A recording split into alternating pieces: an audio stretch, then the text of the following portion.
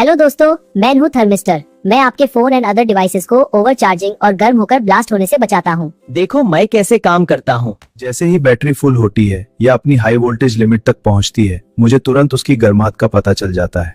तब मैं Zener diode को ऑन कर देता हूँ।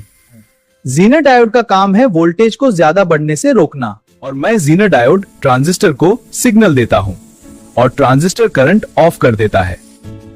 जैसे ही करंट बंद होता है, पावर सप्लाई कट हो जाती है। Battery safe, phone safe. ऐसी और वीडियो के लिए फॉलो करो।